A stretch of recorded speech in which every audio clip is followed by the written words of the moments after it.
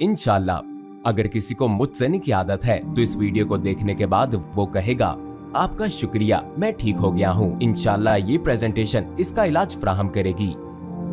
मैंने कई घंटे की वसी तहकीक की है और ये कहना तो बहुत आसान है कि ये हराम है, ऐसा ना करो, लेकिन नफ्सियाती और साइंसी तौर पर मुझसनी एक पेचीदा अमल है जो हमें दिखाता है कि ये आदत लोगों को एक हद से आगे ले जा सकती है। आप ये सुनकर हैरान रह जाएंगे कि एक दिन हमें एक ईमेल मौसूल हुई जिसमें लिखा गया था, मुझे मुझसनी की लत है, मैं फाहिश फिल्में देखना नहीं छोड़ सकता, लिहाजा हमने कुछ करने का सोचा, हमने ये वीडियो बनाई। इस प्रेजेंटेशन के आखिर में आपको इस आदत से छुटकारा पाने के 2 तरीके बताए जाएंगे, तो इसे गौर से सुने। किसी दिन आप शादी करेंगे, आपकी बीवी और बच्चे होंगे, आपके बच्चों को मुझसनी जैसी मुश्किलात का सामना करना पड़ सकता है और उनके वालिदैन के तौर पर यह आपका फर्ज बनता है कि इस अमल से रोकने में उनकी मदद करें।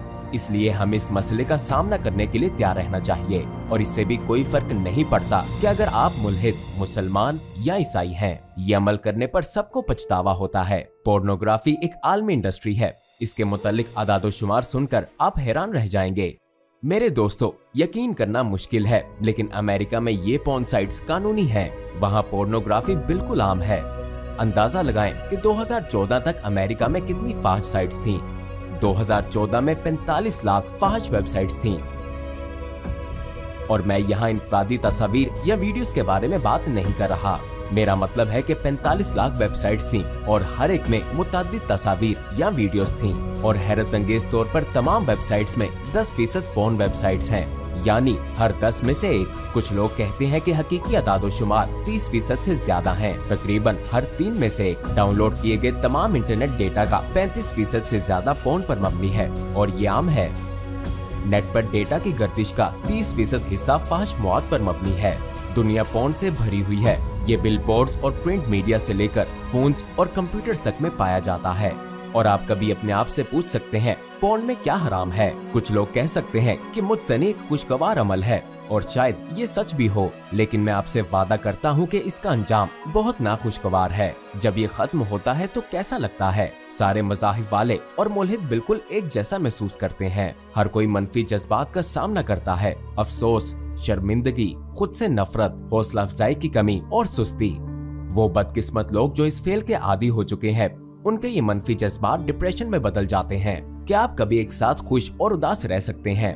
बिल्कुल नहीं। जब आप अफसुर्दा होते हैं तो जीने का मजा खो देते हैं। डिप्रेशन की अलामात सुस्ती, कम हौसला अफजाई, थकावट और गुनाह का एहसास है। मैंने एक आर्टिकल भी पढ़ा जिसमें लिखा था कि मुझसनी बालों के गिरने का सबब बनती है। इसके बारे में सोचें। मुझसनी दीगर मसाइल का जरिया हो सकता है, कुछ मौरूसी हैं और कुछ नहीं। ये मर्दाना हार्मोन टेस्टोस्टेरोन के अखराज को रोक सकती है और ऐसे दावे हैं कि मुझसनी से कमर में दर्द हो सकता है। तो अपने आप से पूछें, भाई क्या मैं सिर्फ चंद लम्हों की खुशी के लिए इनमें से किसी बीमारी में मुब्तला होने का खतरा मोल लेना चाहता हूँ? ऐसे दावे भी हैं कि मुझसनी की लत याददाश्त में कमी का सबब बन सकती है। अपनी कीमती यादों को खोने का तसव्वुर करें। हमारे नबी सल्लल्लाहु अलैहि वसल्लम की अहादीस में कुछ नसीहतें हैं। ये कहानी आपको हैरान कर देगी। बदियुज़्ज़मा के पास एक नौजवान हाफिज आया तो यकीनन उसने कुरान हिफ्ज कर लिया होगा। हाफिज ने शिकायत की कि वो अपनी याददाश्त खो रहा है, मैं चीजें भूल रहा हूँ। हाफिज की सबसे अहम सलाहियत क्या है? याददाश्त, है ना? जी बिल्कुल, उसे कुरान हिफ्ज करने के लिए इस महारत की जरूरत है। बदियुज़्ज़मान ने कहा, हराम देखने से खुद को बचाओ। भूलने के इलाज के लिए नसीहत है, हराम की तरफ देखने से बचो। जैसा कि इमाम शाफी ने फरमाया, हराम को देखना भूलने का सबब बनता है। तो अगर हम हराम को देखें तो क्या होगा? हम अपनी याददाश्त खो देते हैं। हाँ, जैसे जैसे मुसलमानों में हराम बढ़ता है, जज्बाती ख्वाहिशात जोश में आती हैं और कोई शख्स अपने जिस्म का गलत इस्तेमाल करके गुनाहगार होता है। जब आप हराम को देखते हैं तो आप में जिनसी जज्बात पैदा होते हैं। महीने तक इससे दूर रहने की कोशिश करें तो आप इसके बारे में कम सोचेंगे। अगर आप जानबूझकर हराम को नहीं देखते तब भी आप इसे देखते हैं और ये आपके लाशऊर में दर्ज होता है। कोई अपने जिस्म का गलत इस्तेमाल करके गुनाहगार हो सकता है, ये मुझसनी है। हफ्ते में चंद बार गुस्ल करना लाजिम हो जाएगा। इसके अलावा आपकी याददाश्त मुतासिर होगी। दोस्तों, हमारे नबी सल्लल्लाहु अलैहि वसल्लम का इरशाद है, आखिरी जमाने में कुरान हाफिजों के सीने से निकाला जाएगा और वो इसे भूल जाएंगे। हमारे नबी सल्लल्लाहु अलैहि वसल्लम ने आखिरी जमाने में जद्दोजहद करने वाले हाफिजों के बारे में बात की है। क्या ये खुली निशानी नहीं जिसके मुतालिक हमें 1400 साल पहले खबरदार किया गया है? आइए मुत्सनी के दीगर मनफी असरात के बारे में बात करते हैं, जो खुद एतमादी की कमी, कम हौसला अफजाई और कम तवानाई है। ये साइंसी दरियाफ्त है कि फाहिश फिल्में और मुत्सनी की वजह से डोपामीन में अचानक इजाफा होता है और रिसेप्टर्स को नुकसान पहुंचता है। रिसेप्टर्स को होने वाले इस नुकसान का ताल्लुक खुशी के हार्मोन डोपामीन के अखराज से है। ये डोपामीन रिसेप्टर्स इजाफे के बाद खराब हो जाते हैं और बेहिस हो जाते हैं। फिर इंसान दूसरी लज्जतों में दिलचस्पी खो देता है और अकेले मुत्सनी में लज्जत हासिल करना शुरू कर देता है। आइए अब बदकारी की सबसे बदतरीन किस्म के बारे में बात करते हैं। मैं आपको बताते हुए भी शर्मिंदा हूँ कि मैंने फाहिश फिल्मों में बच्चों और जानवरों के मुलव्विस होने के बारे में सुना है। आइए इस बात का जायजा लें कि लोगों का ऐसी चीजों के साथ मशगूल होने की क्या वजह है। मुझे कुछ चौंका देने वाले सबूत मिले हैं। जो लोग मुझसे नहीं करते हैं उनको शादी के बाद कबल अज़ वक्त अंजाल के मसाइल का ज्यादा इम्कान होता है, जिसका मतलब ये है कि मर्द फिर अपनी बीवी को मुतमईन नहीं कर सकता। ये मायूसी उसे नई मुहिमजोई की तरफ धकेल सकती है। बहुत से मर्दों के लिए नामर्दी ज़हनी सदमे का सबब बन सकती है। मैं आपको गलत तफसीलात नहीं बताऊंगा। क्या आप जानते हैं कि हर वक्त फाहिश वीडियोस देखने वाले के साथ क्या होता है? मुसलसल मॉडल्स की फाहिश वीडियोस देखने के बाद वो अपनी बीवी की ख्वाहिश खो बैठता है। वो उसका मवाजना वीडियोस में मौजूद लड़कियों से करने लगता है। उसकी खूबसूरती का ख्याल मॉडल्स की फाहिश तस्वीर देखने की वजह से बदल जाता है। वो अपनी बीवी में दिलचस्पी खो देता है और खानदान टूटना शुरू हो जाता है। मैं आपसे पूछता हूँ, मजबूत शादी की बुनियाद क्या है? इत्मीनान करना, है ना? जब शादी टूटने लगती है तो शौहर छुप छुप कर फाहिश फिल्में देखना शुरू कर देता है। बहनें हमें पैगामात भेजकर ये शिकायत करती हैं कि उनके शौहर फाहिश वीडियोस देखते हैं। वो अपने शौहर का दूसरी औरतों की तरफ देखना बर्दाश्त नहीं कर सकती हैं। क्या आप सोच सकते हैं कि वो अपने शौहरों को ऐसी वीडियोस देखने पर कैसा महसूस करती होंगी? जिन बहनों के शौहर ऐसा करते हैं वो फिर अपनी खूबसूरती पर शक करने लगती हैं। वो अपने आप को नापसंदीदा समझती हैं और महसूस करती हैं कि उनके साथ धोखा हुआ है। मुत्सनी की वजह से डोपामीन रिसेप्टर्स की तबाही लोगों को मजीद मुत्सनी करने पर मजबूर करती है। अगर किसी को शहवत अंगेज वीडियोस देखने की आदत है तो वो बाद में इससे मुतमिन नहीं होता और मजीद की ख्वाहिश करता है। ज्यादा से ज्यादा रियानियत, आला म्यार में वो HD तस्वीर तलाश करने लगता है। म्यारी तस्वीर के लिए उसकी भूख बढ़ जाती है। थोड़े अरसे बाद वो गैर मुतमिन महसूस करता है। उसके ज़ौक़ में तनो आता है और वो नए मशगले तलाश करता है। क्या आप समझ गए किस किस्म के लोग चाइल्ड पोर्न देखते हैं? वो कितने शर्मनाक होते हैं। कौन उन जानवरों की नागवार फाहिश वीडियोस बनाता है? अपने आप से पूछें। हैरत अंगेज तौर पर ये लोग भी कभी बच्चे थे। वो कभी पाकीज़ा और मासूम थे, लेकिन हमारे फैसले हमारी जिंदगी को तश्कील देते हैं। कुछ लोग इंसानी जबलत और कुछ हैवानियत की पैरवी करते हैं। जैसे ही आप अखलाकी सवाल में जाते हैं, कोई आपको खबरदार नहीं करता कि आप बेहुदा बन रहे हैं। हर वीडियो आपको हराम की गहराइयों में घसीटती है। हराम के तोलवर्ड्स को एक तरफ रखें। वीडियोस में मौजूद खवातीन के बारे में सोचें। वो किसी की बीवी, बहन या माँ हैं। सोचें इसके बारे में। अपने ज़मीर को बेचैन होने दें। मैं किसी की माँ को देखते हुए ऐसा कैसे कर सकता हूँ? आप पागल नहीं हो जाएंगे कि अगर आपकी बहन के साथ भी ऐसा ही हुआ हो? हजारों आदमी आपकी बहन को बेहुदा काम करते देख रहे हो तो मेहरबानी फरमाकर कुछ शराफत का मुजाहिरा करें। क्या आप समझ गए? मेरे दोस्तों, आपको अगला मौजू नागवार लग सकता है। आप में से कुछ जिस्मानी तौर पर बीमार महसूस कर सकते हैं और इस मसले की तहकीक ने मुझे भी बीमार कर दिया है। ये बच्चों से मुताल्लिक फाहिश टॉपिक मुझे नागवार गुजरता है। क्या आप जानते हैं कि हर हफ्ते बच्चों से मुताल्लिक पोर्न की कितनी तस्वीर अपलोड होती हैं? नेट पर औसतन 4,80,769 तस्वीर अपलोड की जाती हैं और हर हफ्ते कनाडा की एक कंपनी के अदाद-ओ-शुमार के मुताबिक ऐसी तस्वीर में 63.4% बच्चे 8 साल से कम उम्र के होते हैं। ये काबिले नफरत है।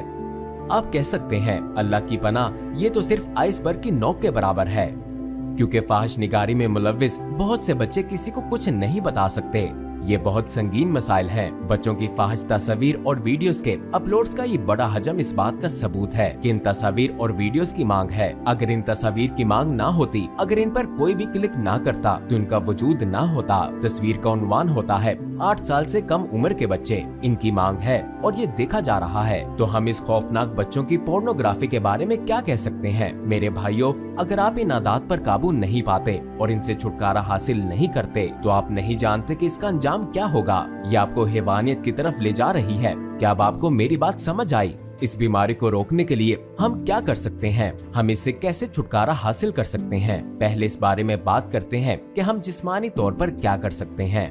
नंबर 1, आप तमाम फाश मवाद को डिलीट कर दें। किसी भी डीवीडी, यूएसबी स्टिक्स, अखबारात, मैगजीन्स वगैरह को तल्फ करें। अपने सर्च इंजन मसलन गूगल के लिए फिल्टर इस्तेमाल करें और ये बहाना इस्तेमाल ना करें कि वीपीएन फिल्टर्स को ज़ेर कर देता है। कोई भी चीज जो आपको स्लो कर सकती है वो आपको रोकने में भी मदद कर सकती है। नंबर 2, खेलों में हिस्सा लें। खेलों में मशगूल रहें। ऐसी सरगर्मी तलाश करें जो आपको मसरूफ रखे। नंबर 3, कोशिश करें कि घर में कभी तन्हा ना हो। हमेशा दूसरों के सामने कंप्यूटर इस्तेमाल करें और अकेले ना करें। इन छोटे इक़दामात को नजरअंदाज ना करें। मजबूत रस्सियां पतली तारों से ही बनती हैं। नंबर 4, ठंडे पानी से नहाने की कोशिश करें। ठंडे पानी से गुस्ल खास तौर पर हवस के जज्बात से छुटकारा पाने में मदद करता है। अपने आप को बीमार ना करें। मैंने मुतअद्दिद ज़राए से सुना है कि ठंडे पानी का गुस्ल मौसर होता है। नोफैब कम्युनिटी के अराकीन बाकायदगी से ठंडे पानी का गुस्ल लेते हैं। नंबर 5, हल्के तौर पर कुछ लोग शादी करने का मशवरा देते हैं। कुछ लोग इस ख्याल से मुत्तफिक नहीं हैं। अगर कोई बिगाड़पन की एक खास हद तक पहुंच जाए तो शादी इस बीमारी का हल नहीं हो सकती, लेकिन हाँ, शादी खास हद तक मदद दे सकती है। मर्द जो मुकम्मल तौर पर खराब नहीं होते, वो खुद को मुतमिन करने की बजाय अपनी बीवी के साथ जमा में ज्यादा दिलचस्पी लेंगे। लेकिन इस बात का खतरा भी है कि जो कोई बहुत ज्यादा पोर्न देखता है उसे अपनी शरीके हयात से गलत तवक्कुआत वाबस्ता हो सकती हैं। मुश्तनी के बरक्स शादी जज्बाती बंधन का फायदा रखती है। दिल आपस में जुड़ जाते हैं। अगर आप किसी से शादी करें जिससे आप वाकई मोहब्बत करते हैं, वो दिली बंधन और जज्बाती ताल्लुक आपको मुतसनी से दूर रखने में मदद कर सकता है। यह आपके दिलो दिमाग को महफूज रखेगा। और वो जो कहते हैं कि मैं नहीं रोक सकता, मैं क्या करूं, फिक्र ना करें। नंबर 6, सब्र करें। जब तक आप शादी नहीं कर लेते इंतजार करें। यह आपके सब्र को भी मजबूत करेगा। लेकिन सब्र हमेशा के लिए नहीं होगा। आप शादी के बाद ठीक हो जाएंगे। वैसे भी जब आपकी उम्र 70 या 80 साल हो जाएगी, फिर आप चाहें भी तो मुतज़नी नहीं कर पाएंगे। बदियु ज़माने एक और हकीकत की निशानदही की है। बोरियत मजे की तलाश की उस्ताद है। सिर्फ चंद अल्फाज लेकिन बहुत गहरे। आप इस पर एक मुकम्मल तहकीकी पेपर भी लिख सकते हैं। बोरियत को तमाम गुनाहों का उस्ताद कहा जाता है। बस अपनी बलोगत को याद रखें। आप मुतज़नी कब करेंगे? जब आप बोर होंगे, है ना? जब आप बोर हो गए और कुछ करने को नहीं होगा तो अचानक आप खुद को पोर्न देखते हुए पाएंगे। लेकिन अगर आप मसरूफ हैं तो आपके मुतज़नी का इम्कान कम है। ठीक कहा ना? इसका मतलब है कि हमें बोर नहीं होना चाहिए। नंबर 7, अपने लिए कोई मशगला पैदा करें। अगर आप अकेले हैं और कुछ करने को नहीं है तो ये नागुरेज है कि आप गलत रास्ता इख्तियार करेंगे। कोई हुनर सीखें, मसलन अपने आप को फोटोग्राफी में मसरूफ रखें। या अगर आपके पास पैसा है तो दुनिया की सैर पर जाएं। अपने फारिग वक्त को मशागिल से भरें। अगर आप खुद को मसरूफ नहीं रखेंगे तो शैतान आपको मसरूफ रखेगा। मैं आपको ये भी बता दूं कि शैतान आपको ये नहीं कहता कि जाओ मॉल में मौजूद सबको मार दो, क्योंकि ये ख्याल बेवकूफाना है और आप इसे रद्द कर देंगे। लेकिन इसी तरह आप मुतज़नी को भी रद्द कर सकते हैं। इस गुफ्तगू का मकसद भी यही है। मैं मुतज़नी के खिलाफ एक तस्वुर पैदा कर रहा हूँ। मैं मुतज़नी को रद्द कर रहा हूँ। ये गंदी आदत सिर्फ हारे हुए लोग ही करते हैं। मुसलमान को तो छोड़े, ये किसी के लिए भी मुनासिब नहीं है। आप ये कैसे कर सकते हैं? मुश्तनी को छोड़ना जैसे सिगरेट नोशी को छोड़ देना है। मुश्तनी के ख्याल को कम करने के लिए अपने दिमाग को तरबियत दें। इसकी सोच को तर्क करना इस आदत का तवील मुद्दती हल फ्राहम करेगा। अगर हमारे पास आला रूहानी हौसला है तो शैतान आपको जिनसी ख्यालात की तरफ नहीं ले जा सकता। इसका हल ये है कि हम अपने ईमान को मजबूत करें और ये जाने कि अल्लाह हर वक्त मौजूद है और वो देख रहा है। मेरे भाइयों, इसका मुस्तकिल हल यही है। मुताले में मसरूफ रहें। आपको कुरान की तफसीर पढ़नी चाहिए, जैसे कि रसाला नूर है। ये आपके ईमान को मजबूत करेगा। कोई एतराज कर सकता है कि भाई क्या मैं ईमान नहीं रखता, क्या मैं काफिर हूँ? मेरे भाई, अगर ऐसा कोई मसला है तो मैं फैसला करने वाला नहीं हूँ। लेकिन हाँ, हमारा ईमान कमजोर या मजबूत भी हो सकता है। ईमान के 3 दर्जे हैं। पहला, मालूमात के जरिए जानना। दूसरा, देखकर जानना और तीसरा एहसासात से जानना। बदियुज़्ज़मा एक मकाले में लिखते हैं, अगर तुम पहाड़ के पीछे धुआं उठता देखो तो समझ जाते हो कि पहाड़ के पीछे आग लगी हुई है। ईमान की पहली सीढ़ी मालूमात से जानना है। आपने देखा नहीं लेकिन जानते थे। मैं पहाड़ की चोटी पर चढ़ा, नीचे देखा और आग दिखी। आंखों से देखना ईमान में आला दर्जा है। मैंने अपनी आंखों से आग देखी, मैं करीब पहुंचा, मैंने उसे अपने हाथों से छुआ, मुझे आग महसूस हुई। ये ईमान में आला दर्जे का इस्तारा है। इल्म के जरिए अल्लाह पर ईमान रखना, इस तरह यकीन रखना जैसे तुम उसे देख रहे हो और इस तरह यकीन रखना जैसे तुम उसे महसूस कर रहे हो। हम कौन से दर्जे पर हैं? क्या हम ईमान की तकलीद के दर्जे पर हैं? बदकिस्मती से ज्यादातर लोग इसी दर्जे पर हैं। लेकिन मुकम्मल ईमान क्या है? ये अल्लाह के वजूद को दलील और इल्म के साथ तस्लीम करना है। जैसा कि आप सब जानते हैं कि हराम हर जगह मौजूद है। यहाँ तक पहुँचने से पहले आपने बहुत से हराम का मुशाहिदा किया है। आप इसके खिलाफ सख्त कोशिश कर रहे हैं और हम आखिरी जमाने में रह रहे हैं। आपको हमारे नबी सल्लल्लाहु अलैहि वसल्लम से बहुत प्यार है। आप अपनी नमाजें अदा करते हैं, लेकिन कभी कभार आप अपनी ख्वाहिशात में डूब जाते हैं। मेरे भाई, अगर आपको पशेमानी महसूस होती है तो यकीन जाने कि ये आपके ईमान की मजबूती है। ये आपके ईमान का सबूत है, खा किसी भी दर्जे का हो। कभी आप फिसल कर गिरते हैं, कभी लड़ते हैं, लेकिन आप जीतने की कोशिश कर रहे हैं। हमें ये लड़ाई जीतनी होगी, वरना ये हमें एक नापसंदीदा अंजाम की तरफ ले जाएगा। आप अपनी लज्जत को तबाह कर रहे हैं। बदियुज़्ज़मा एक मकाले में लिखते हैं, होशियार रहो, एहतियात से चलो, डूबने से डरो। मत डूबो एक लुकमे में, एक लफ्ज, एक बीज, एक चमक, एक निशानी में। आपके पास कुछ वसी रूहानी सलाहियतें हैं जो गुनाह करने पर बेहिस हो जाती हैं। हम सब के पास एक ही बहाना है कि एक दिन मैं नमाज शुरू करूंगा।